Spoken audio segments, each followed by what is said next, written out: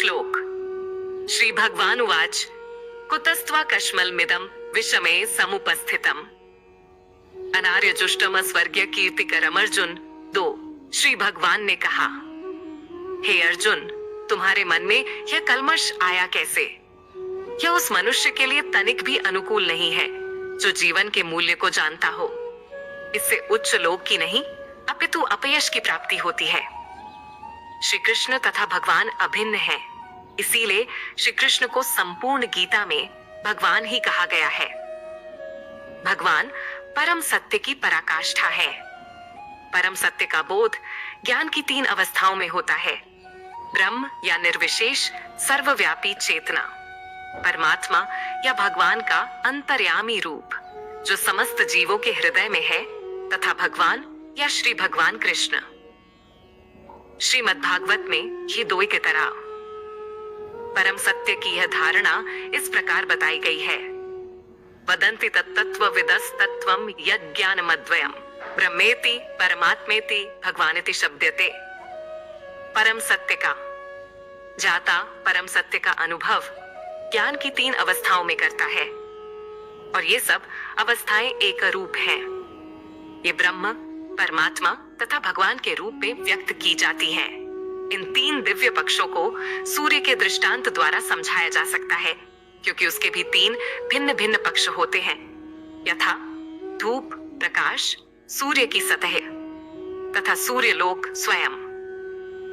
जो सूर्य के प्रकाश का अध्ययन करता है वह नौसिखिया है। जो सूर्य की सतह को समझता है वह कुछ आगे बढ़ा हुआ होता है, और जो सूर्य लोक में प्रवेश कर सकता है वह उच्चतम ज्ञानी है। जो नौसिखिया सूर्य प्रकाश, उसकी विश्व व्याप्ति तथा उसकी निर्विशेष प्रकृति के अखंड तेज के ज्ञान से ही तुष्ट हो जाता है, वह उस व्यक्ति के समान है जो परम सत्य के ब्रह्म रूप को ही समझ सकता है। जो व्यक्ति कुछ अधिक जानकार है वह सूर्य गोले के विषय में जान सकता है, जिसकी तुलना परम सत्य के परमात्मा स्वरूप से की जाती है। जो व्यक्ति सूर्य लोक के अंतर में प्रवेश कर सकता है उसकी तुलना उससे की जाती है जो परम सत्य के साक्षात रूप की अनुभूति प्राप्त करता है। अतः जिन भक्तों ने परम सत्य के भगवान स्वरूप का साक्षात्कार किया है वे सर्वोच्च अध्यात्मवादी हैं। यद्यपि परम सत्य के अध्ययन में रत सारे विद्यार्थी एक ही विषय के अध्ययन में लगे हुए हैं।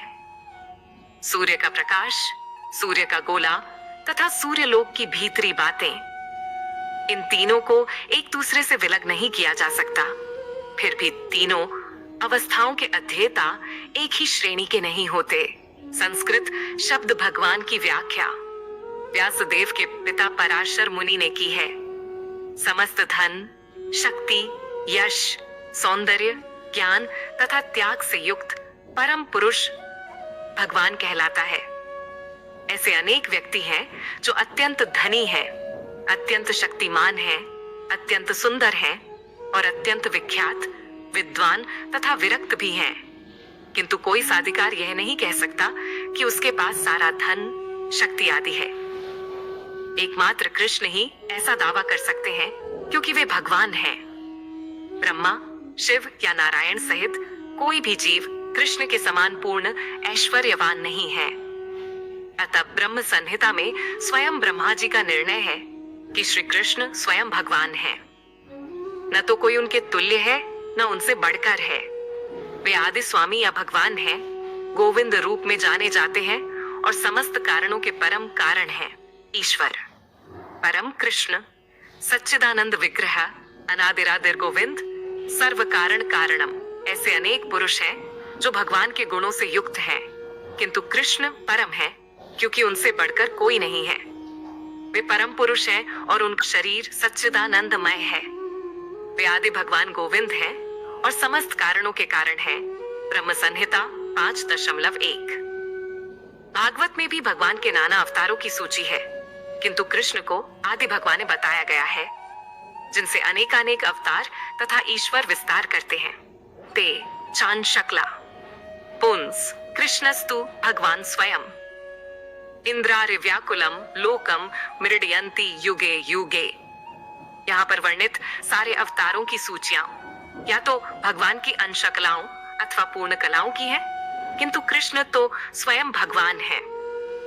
भागवत 1.3.28। कृष्ण आदि भगवान, परम सत्य, परमात्मा तथा निर्विशेष ब्रह्म दोनों के उद्गम हैं। भगवान की उपस्थिति में अर्जुन द्वारा स्वजनों के लिए शोक करना सर्वथा अशोभनीय है, अतः कृष्ण ने कुत शब्द से अपना आश्चर्य व्यक्त किया है। आर्य जैसी सभ्य जाति के किसी व्यक्ति से ऐसी मलिनता की उम्मीद नहीं की जाती।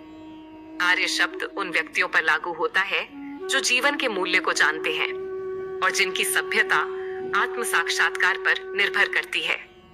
देहात्म बुद्धि से प्रेरित मनुष्यों को यह ज्ञान नहीं रहता कि जीवन का उद्देश्य परम सत्य, विष्णु या भगवान का साक्षात्कार है। वे तो भौतिक जगत के बाह्य स्वरूप से मोहित हो जाते हैं, अतः वे यह नहीं समझ पाते कि मुक्ति क्या है। जिन पुरुषों को भौतिक बंधन से मुक्ति का कोई ज्ञान नहीं होता, वे अनार्य कहलाते हैं। यद्यपि अर्जुन क्षत्रिय था, किंतु युद्ध से विचलित होकर वह अपने कर्तव्य से च्युत हो रहा था। उसकी यह कायरता अनार्यों के लिए ही शोभा देने वाली हो सकती है। कर्तव्य पथ से इस प्रकार का विचलन न तो आध्यात्मिक जीवन में प्रगति करने में सहायक बनता है, न ही इससे इस संसार में ख्याति प्राप्त की जा सकती है। भगवान कृष्ण ने अर्जुन द्वारा अपने स्वजनों पर इस प्रकार की करुणा का अनुमोदन नहीं किया। अर्जुन क्षत्रिय था, किंतु युद्ध से विचलित होकर वह अपने कर्तव्य से च्युत हो रहा था। उसकी यह कायरता अनार्यों के लिए ही शोभा देने वाली हो सकती है। कर्तव्य पथ से इस प्रकार का विचलन न तो आध्यात्मिक जीवन में प्रगति करने में सहायक बनता है, न ही इससे इस संसार में ख्याति प्राप्त की जा सकती है। भगवान कृष्ण ने अर्जुन द्वारा अपने स्वजनों पर इस प्रकार की करुणा का अनुमोदन नहीं किया।